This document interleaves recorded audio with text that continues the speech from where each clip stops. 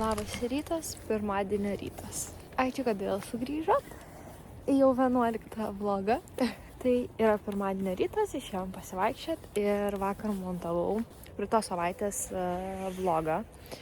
Ir ant galo jis toks gavosi šiek tiek chaotiškas, tai noriu suvesti galus. Tai žodžiu. Tai ketvirtadienį vakare mes čia turėjom tą visą įvykį su balionu. Mus išgąsdino policija dėl to, kad jie vaikščiojo po pievą, kuri yra už mūsų vartų. Žodžiu, mes pamatėm, kad kažkas vaikšto su prožektoriais. Išsigandom, po to galvojom, ai čia kažkas kažko ieško ir po to aš pamačiau, kad ten vaikšto policija. Ir žodžiu, ir išsiaiškinom, kad jie ieško baliono. Ir mano antra pusė išėjo į lauką, nes galvojo, padės ieškoti, surasti tą balioną, pasižiūrėti aplinkui. Ir tas balionas buvo pas mus kieme. Nu ir va, tai žodžiu, esmė tokia, kad jie ten viską, žodžiu, susitvarkė, ką jam reikėjo padaryti. Išsivežė tą balioną. Tiksliau, dar prieš išsivežant jį išpakavo, tai matom, kad ten buvo labai daug cigarečių. Apsižiūrėjom, ar mums nieko neplandė, nes skrido grinai per mūsų mašiną. Tai kaimynam gal tvorą šiek tiek aplamdė, bet dar irgi klausimas, ar aplamdė pati dėžė, ar buvo kažkas atėjęs ieškotos dėžės ir žmonės aplamdė. Nu tai va. Tai turėjom čia tokį įvykį, o tada penktadienį labai greitai tvarkiausi darbus ir net nespėjau išeiti į eterį. Nesusitvarkėm darbus, išvažiavau darytis nagų ir išvažiavom į savo kraštą, aplankyti giminės ir pabūti, žodžiu, savaitgalį. Tai va, tai viskas. Aš jau grįžau šiandien, va, pasivaikštom su Teo, einam pusryčiaut ir einam prie darbų. Taip, tai aišku, aš galėjau bet kurią valandą įsijungti ir pašnekėti ir papasakoti, ką veikiu, bet aišku, aš laukiu, kol sutems. Tai jau yra be 1:05, aš prie kompo redaguoju reelsus, ieškau lietuviško žodžio. Tai redaguoju reelsus, kuriuos filmavau praeitą pirmadienį pas klientus ir montuodama šitos reelsus radau dar medžiagos, ko nebuvau pasidalinus ir neįkėliau į vlogą. Tai dabar greitai įdedu ir tuoj sugrįšiu. Tai kaip ir sakiau, visi mūsų minkščiai baltai yra šito salono, tai va, čia yra sofa. Sofa tai yra lova, lygiai tokia pati kaip pas mus, o ten yra tokia pati sofa kaip mūsų ir stalas čia stovi irgi toks pat kaip mūsų.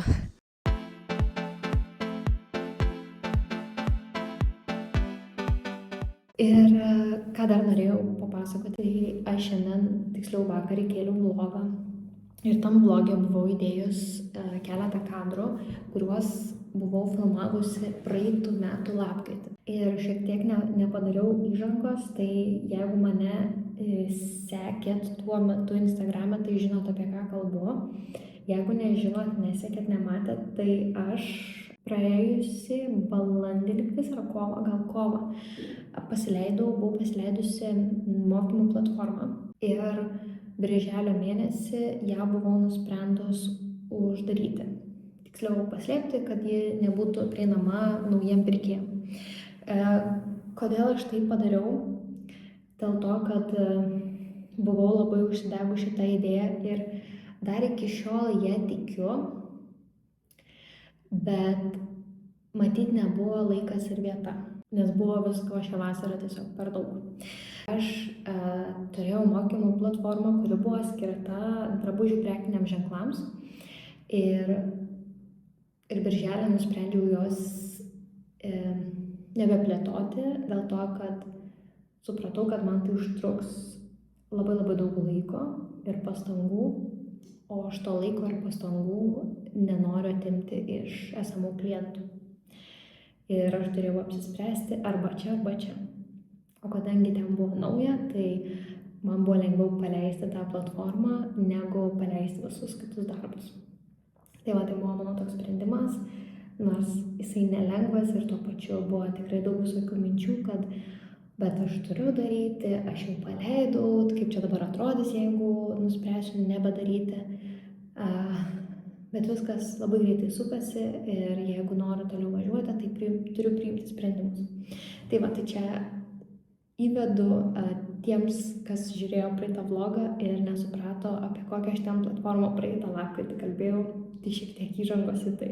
Šiandien pamačiau, kad man prasideda 5. savaitė koledže, tai reiškia, kad kita savaitė yra paskutinė.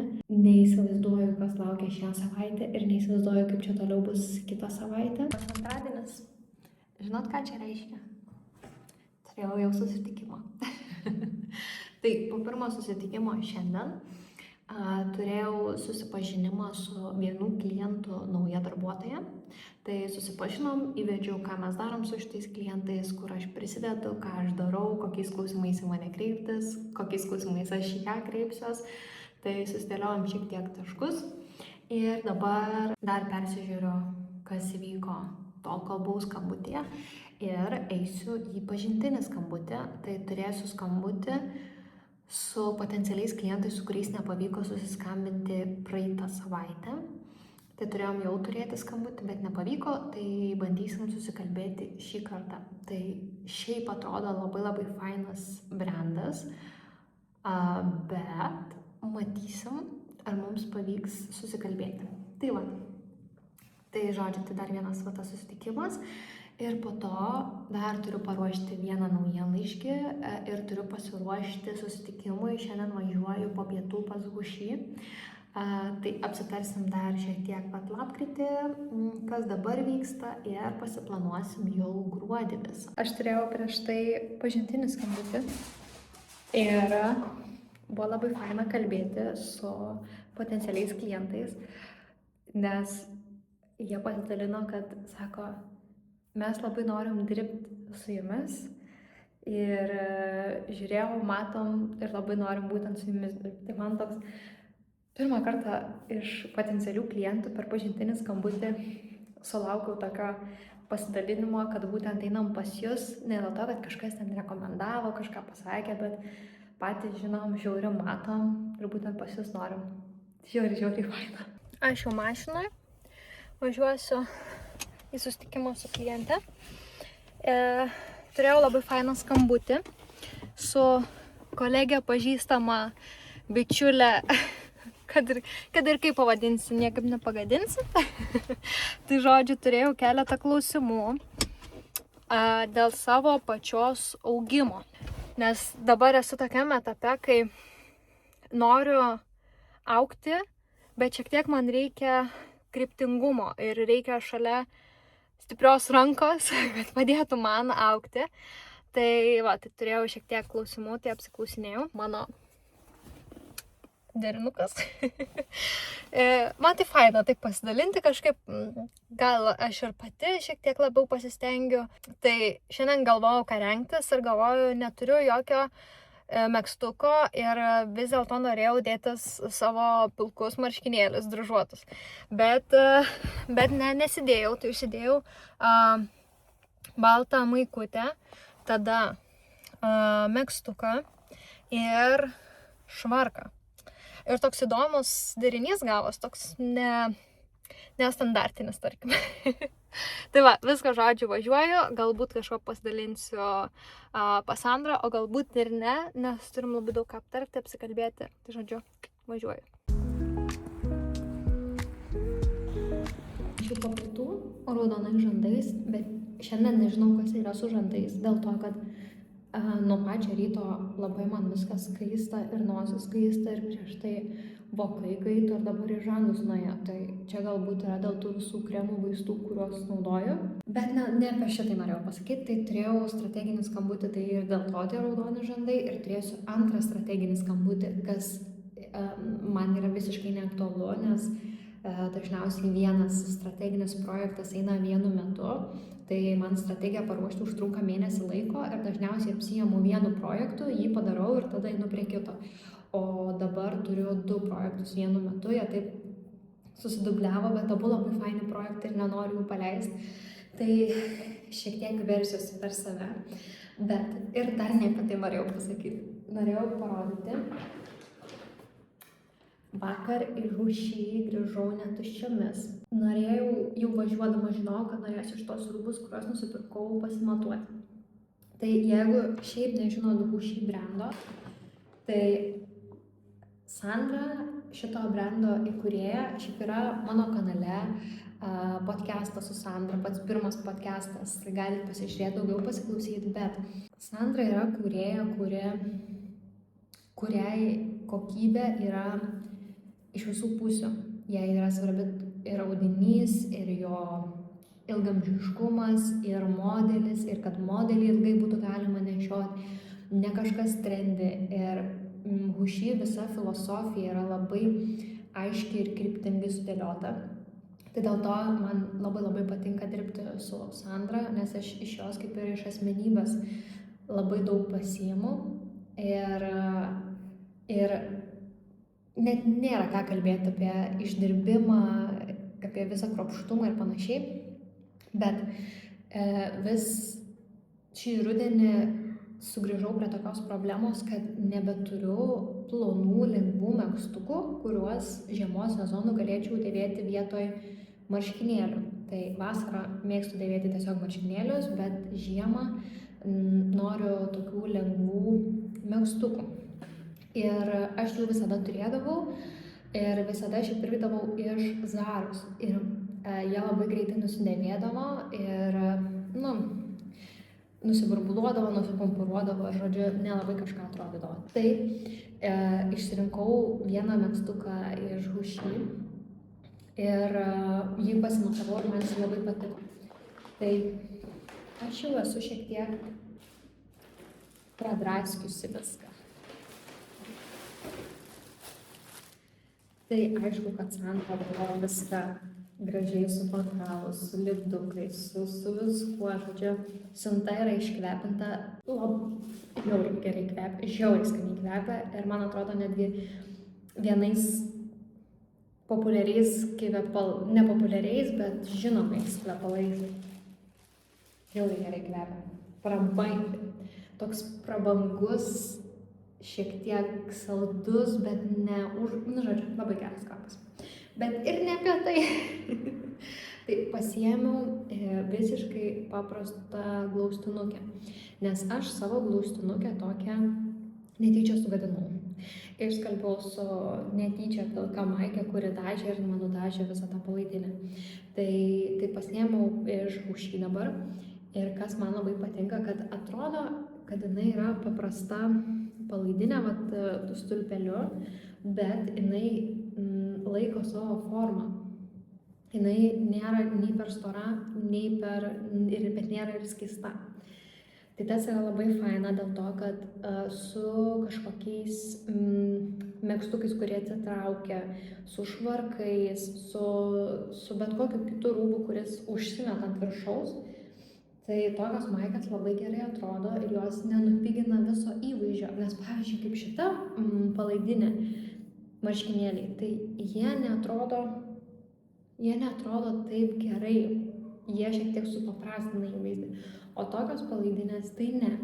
Tai jeigu neturiu tokios geros palaidinės, tai pas Hušį yra labai daug skirtingų spalvų, yra nebūtinai ant tokių petnešėlių, yra trumpom rankovėm, yra ilgom rankovėm, žodžiu, tikrai rasit, toks dalykas yra.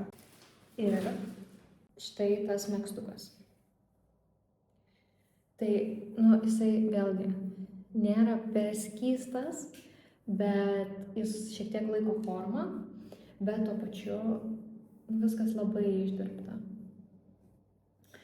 Labai viskas gerai padaryta ir labai gerai atrodo. Ir jisai nei griaužia, nei nieko, žodžiu. Tai aš norėjau tokio megztuko, kurį tiesiog galėčiau kaip marškinėlius, tik šiltesnius nešioti žiemos momentu ir galėčiau labai fainai ir su švarkais nešioti ir, žodžiu, su paltais ir su viskuo. Tai tokius dalykus aš išsirinkau. Tikrai dar ir vieną ir kitą rasit pas Hušį.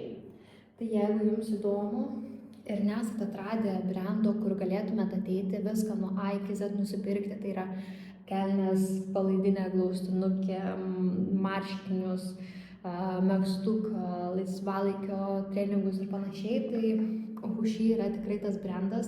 Iš tikrųjų, Hushi yra lietuviška Max Mara. Tiesiog mažai dar kam žinoma, nėra tiek žinomas brandas kiek Max Mara, bet tai iš tikrųjų yra lietuviška Max Mara alternatyva. Noriu už apšvietimą. Tikrai ne pats geriausias kadras. Ir dar tau aišku reikia.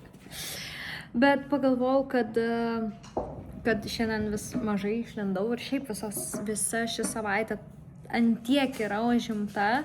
Tai sakau, bent jau taip išeisiu. Tai vis tiek praeitą savaitę, visas dienas dirbau ir vakarais, tiek šią savaitę. Tai šiandien yra pirma diena, kai 5 valandą pasibaigiau darbus. Aš ta prasme, visada yra ką daryti. Kai dirbi su marketingu ir dirbi su klientais, tai niekada nėra darbų pabaigos. Visada tik tais, žodžiu, galėtum dirbti 24 valandas per parą ir vis tiek nespėtum visko padaryti. Šiandien tokia senai būta diena, kai, sakau, 5 valandą užsibaigiau darbus, normaliai padariau vakarienę, net iškepiau varškės apkepą ir dabar aš tiesiog sėdžiu prie teliko ir žiūriu vlogus mano mylimų žmonių, kuriuos pastoviai seku ir žiūriu. Tai dėl to žiauriai džiaugiuosi. Šiandien ir vakar tokios dienos, kur daug mąstymo reikėjo, nes tiek vakar su Sandra, kai turėjom Hushi susitikimą, tai iš vis nuo 3 iki 7 beveik kaip sėdom, viską planuot, galvoti, apsitarinėti, taip galo nebuvo ir tai dar dalykų neapsitarėm, pamiršom. Ir šiandien turėjau vieną ryte planavimo skambutį ir turėjau 2 strateginius skambučius. Tie strateginiai tokie susitikimai, kai planuojam būtent strategiją, tai jie yra tikrai sudėtingi, nes tikrai išsemia, bet dar ne taip kaip pačios strategijos ruošimas, nes tada tai atrodo visą save aš ten išsunkiu, kol tą strategiją padarau, nes tiek daug ten visko įeina ir reikia sužiūrėti, sugalvoti ir suvesti taip, kad būtų aišku visiems paėmus tą dokumentą, ką aš ten norėjau išrašyti. Ilsiuosi ir tuo džiaugiuosi. Labai įdomu, jeigu jūs turit savo verslą arba dirbat su klientais, kurie pardavinėja kažką, ar jums jaučiasi ši lapkričio pradžia labai keista, nes aš neatsimenu ankstesniais metais, kad tai būtų, bet šiais metais žiauriai jaučiasi kažkoks pakritimas. Galbūt daug žmonių laukia Black Friday, su daug kas esam pasileidę reklamas, kad prenumeruokit naujienlaiškį ir laukit tam tikros dienos su nuolaida. Tai gal žmonės tiesiog labai laukia tų pasiūlymų, bet taip atrodo visur viskas kritę ir peržiūros ir patys pardavimai, nors atrodo žmonės eina, vaikšto, žiūri. Tai aš tokias interpretacijas darau, kad buvo lapkričio 1 savaitgalis, tai žmonės išsileido pinigus ir dabar yra, šiandien yra 4 liktai, ne 5.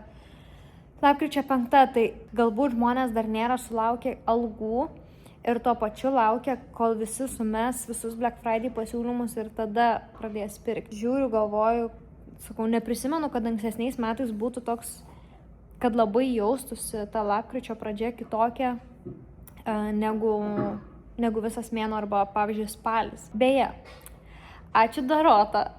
Žinau, kad žiūri, tiksliau, nežinau, ar šį vlogą žiūri, bet jeigu žiūri, linkėjimai tau.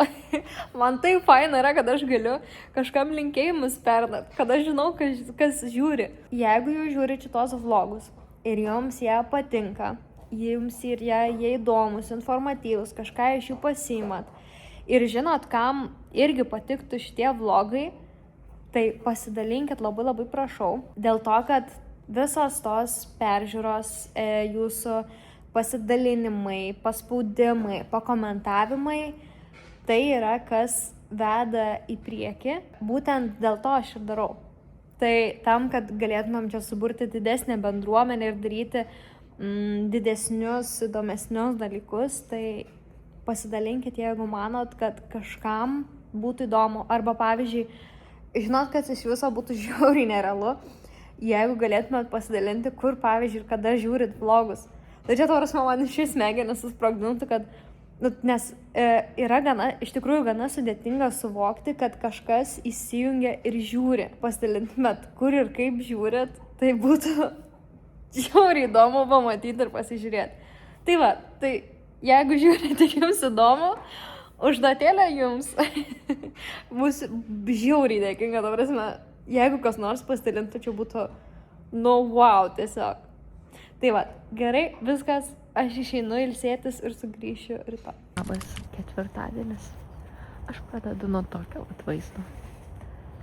Kokie gražus paskutiniu metu rytai su tuo rožiniu dangum. Aišku, per telefoną jie neatrodo taip gerai, kaip realiai. Bet rožinis dangus matosi. Tai geros dienelės, skanios kavelės. Mes, aišku, vaikštom. Ir eisim ruoštis dieną. Diena su palaida bala. Kodėl taip sakau? Dėl to, kad viskas prasidėjo nuo to, kad šiandien 10 turėjom turėti susitikimą su kliente. Ir 9 valandą parašė, kad jau po 9 gal buvo, kad negalės prisijungti. Tai ką aš tada dariau? Tai aš tą laiką iš karto pradėjau persiplanuoti ir daryti kitus dalykus. Ir pirmoji dienos pusėje, gerai, ten iki 10:30 aš buvau labai produktyvi ir pasidariau labai daug dalykų. Ir galvoju, va, kaip gerai, aš antrą dienos dalį galėsiu skirti ruošti strategiją, ramiai sėsiu, žodžiu, ir darysiu. Ir ties šituo sakiniu viskas pradėjo risti žemyn. Aš tiek prisigalvojau visko daryti, tai aš ten su viena klientą susirašinėjau, tai kažkoks video pradėjau montuoti, tai kažkam dar story ten papildomai keliau. Ta prasme, papildomis tokiais dalykais užsiiminėt ir kažkur nukreipinėt dėmesį. Tai tai jau ten iki pietų buvau pasidarius, ką norėjau pasidaryti ir dabar po pietų turėjau jau sėsti darytą strategiją. Ir dabar yra 3 valandos, netgi pasižiūrėjau, ar aš nevėluoju į paskaitą prisijungti. Tai yra be 5 minučių 3. Ir aš vis dar užsiiminėju 3 valandas kažkuo, bet nedarau tos strategijos. Tai dabar jungiuosi į šitą paskaitą, bus labai įdomu, kokia bus, net nežinau, kokia bus tema, bet bus įdomu pasižiūrėti, ar tikrai giliau ir įdomiau jau yra. Ir toliau eisiu prie tos strategijos pagaliau, nes turiu žiauriai mažą laiko tarpą paruošti tą strategiją. Tiesiog taip sukrito, kad prisižadėjau padaryti vienu laiku, bet po to nesusidėliojo viskas taip, kaip reikėjo. Žodžiu, jungiuosi į paskaitą ir susikaupiu normaliai daryti dalykus. Jeigu ką, man irgi tokių dienų būna ir nesu aš kartais super produktyvi ir vis mėgstu kažkur nukreipti. Ne pats geriausias apšvietimas, ne pačiam geriausiam stoviu aš pati, bet čia ir yra blogai, todėl ir faina yra jos filmuoti.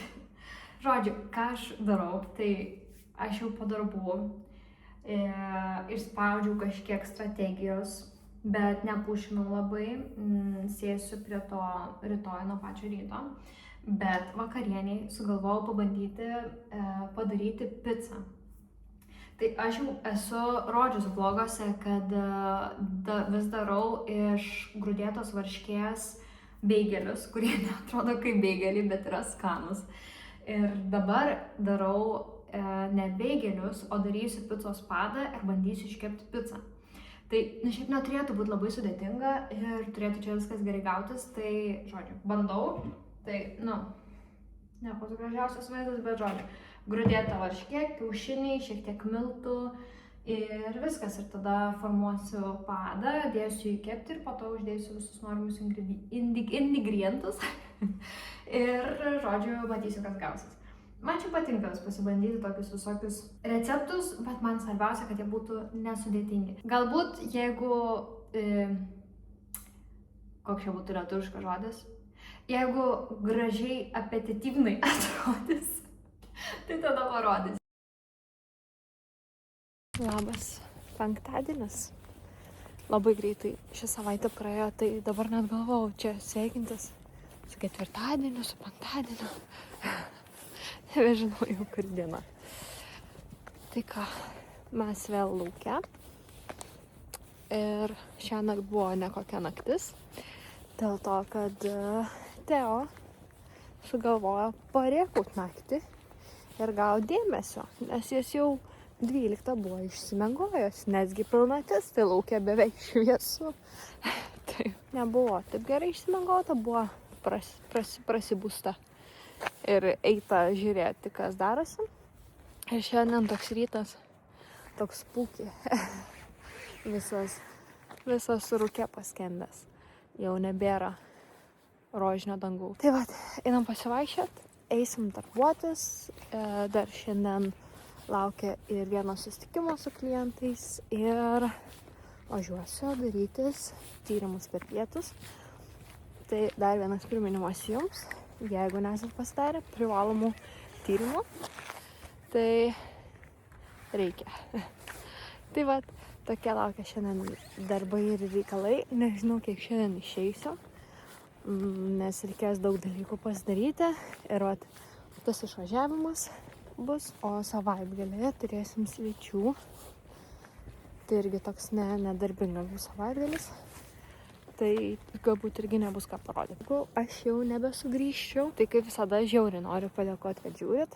Man yra žiauriai gera sulaukti jūsų įsitraukimo, kažkokių žinučių, palaikinimų, komentarų, kad žiūrit, kad jums įdomu ir kad mane pamatot kitaip. Tai aš tam ir norėjau daryti vlogus, kad jūs galėtumėt mane pažinti geriau. Ir nepamirškite, jeigu neprenumeruojat, tai prenumeruot, vis palaikint, pakomentuot. Man tai yra labai svarbu. Ir viskas, susitiksim kitą savaitę, kitam vlogė.